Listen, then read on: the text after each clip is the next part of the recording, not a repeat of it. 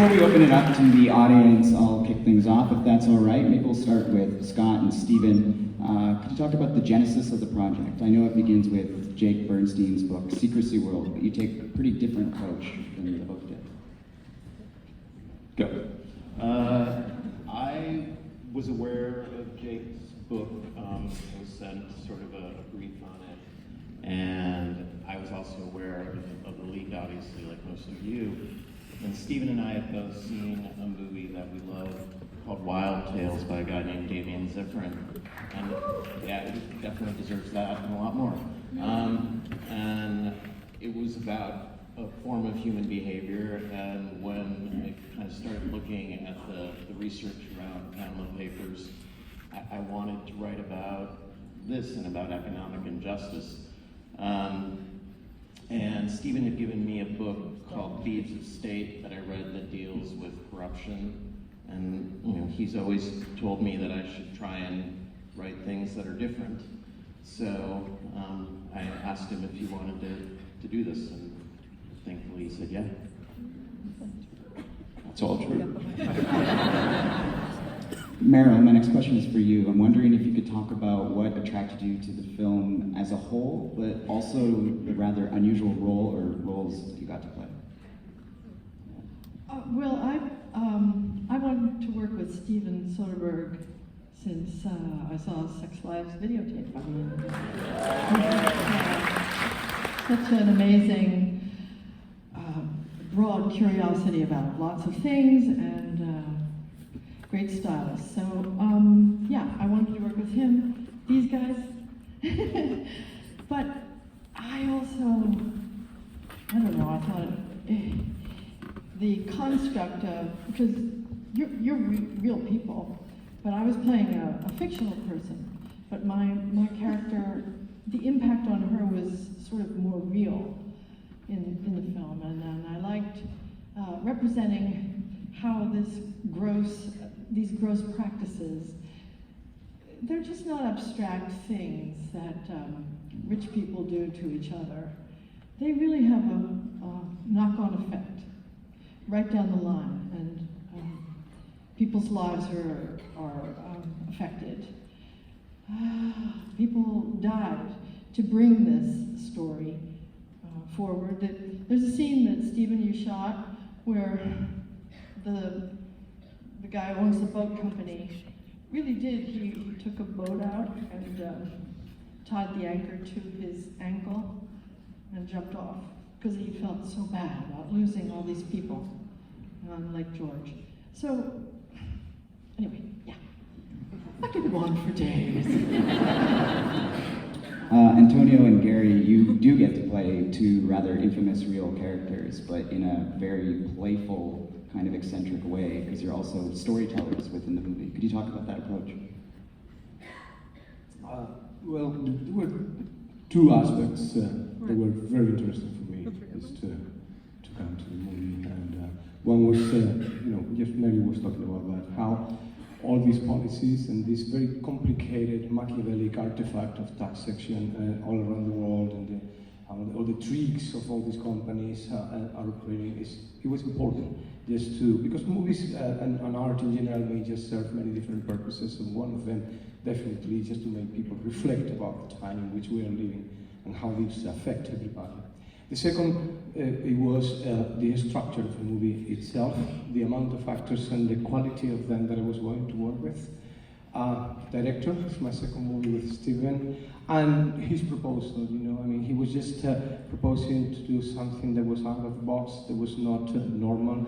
Gary and I, we had thought the camera, it was a completely different work of anything that I had done before. So all of those things, this package together was unbelievably attractive to me.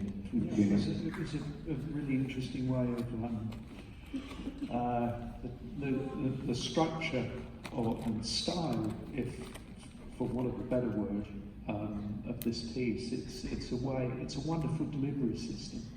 The farcicalness, the farce of it, or the heightened reality of it, I felt was a wonderful way, a delivery system of giving the medicine, through entertaining and really making people laugh.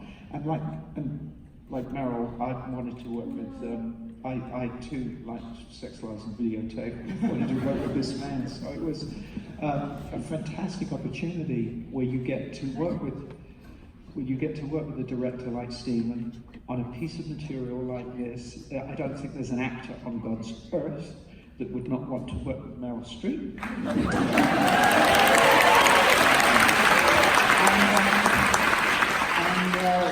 Then I met this guy. And we fell in love. You're getting better with To the rest of the cast, Nikki, Jessica, and Nanzo, you get to form a completely different sort of section of the film's narrative. Could you talk about the characters you play?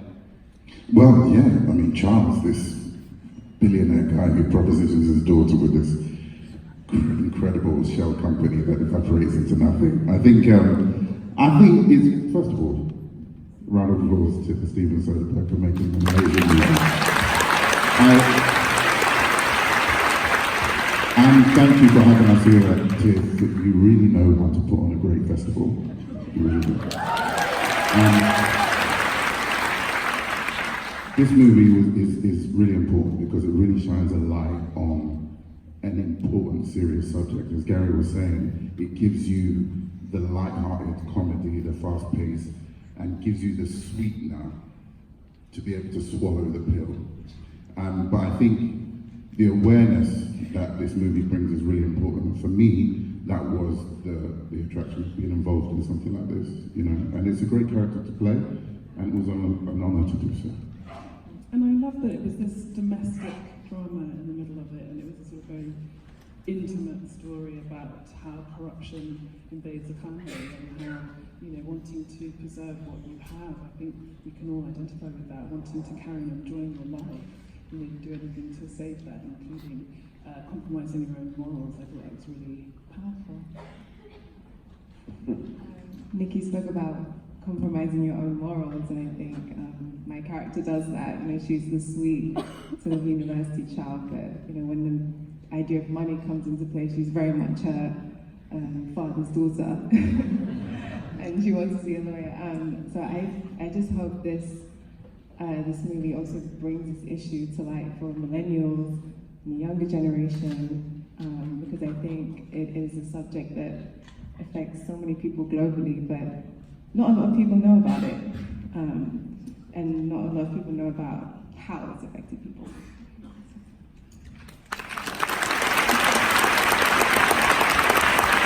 If there are any questions in the audience, please raise your hand. Yes, go ahead.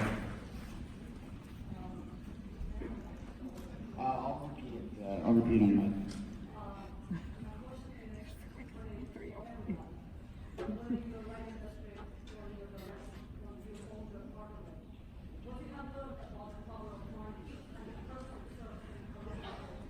So the question is for everyone. Through working on this film, what have you learned about the power of money in the corrupt world? Oh, you mean, well, let's be clear, it's a real thing. Like, it's a thing we got to figure out. And I think the only first step I can think of is to demand some kind of transparency.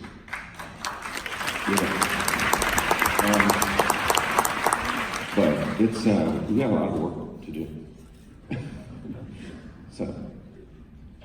Does anyone add anything about the power of money?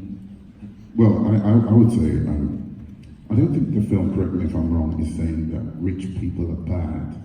I think what the film is saying is that the regulations that control how they deal with their money are very bad. And I think it's down for us to have more clarity on what those regulations should be, and for us to lobby our governments, whether it be overseas or here or in the States, for the regulation that will allow it to be a level playing field for everybody. And I think films like this helps that to happen. I want to make sure we get some more audience members, so yes, right in front, go ahead. I just want to congratulate beautiful film, tough topic to cover. I'm from New Zealand, my name is Julia, and I'm a film writer. It took me 8 years to get here. To be in the same room as you, Meryl, is an honour of a lifetime.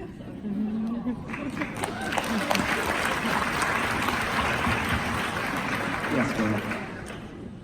Hi, first also thank you so much for bringing awareness to this subject. I'm Yara, I'm an actress, and I wanted to ask you about the experience of acting and breaking the fourth wall, and how was it? Was it fun? Was it kind of tricky? Just the experience of that. Question is about the experience of breaking the fourth wall in your performances. I've always wanted to talk directly to my audience. No, but it was very cool. And one thing that I love about Stephen, one of the many things about the way he directs is that he lets you try your absolutely worst ideas. And says, yeah, that might work. So, in terms of directly addressing the audience, when we knew we were going to use the speech of the whistleblower, John Doe, at the very end of the film, it was hard because it doesn't sound like talking. It was a letter, you know, and it was written, and it's sort of thickly written in language that doesn't sound like talking.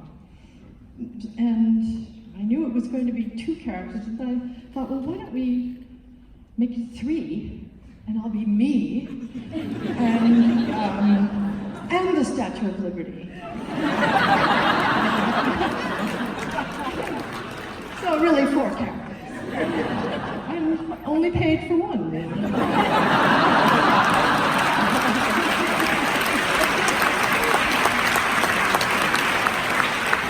Any questions in the balcony? I don't want to leave you out.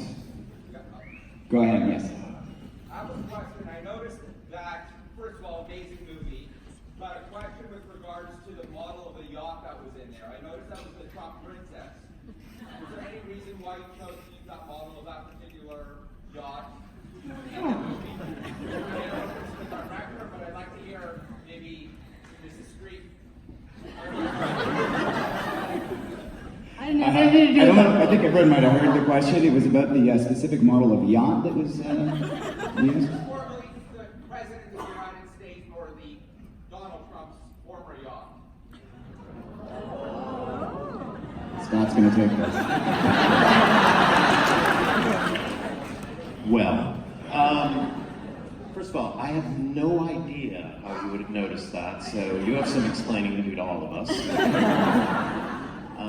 But my understanding, and Jake, if I'm wrong, stop me from going to jail, is that at the beginning of Mossack Fonseca, there was an arrangement that they were trying to strike. They were representing different people, and it was about a transaction involving that boat, which subsequent to that deal, it wasn't that deal, but one of the participants in that deal ended up selling that boat to the person you're talking about.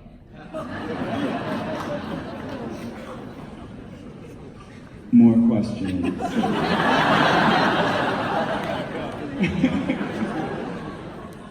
Hands. Yes, go ahead. One of you two. Last one. My question is for Meryl Streep. My sister told me today that she calls him the GOAT, which means the greatest of all time. And obviously Tiff feels that way because you're being nominated for winning an award tonight. So I wondered if you could speak to how so many people here, people in the world feel about your acting career and what your acting has given them. So the question is for Meryl to reflect on your acting career and where you're at. And how great I am. And how great you are. There you go.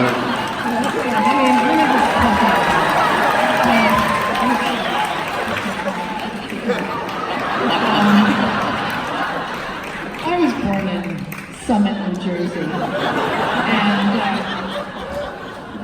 I'm really honored to be here at Toronto. I love Canada.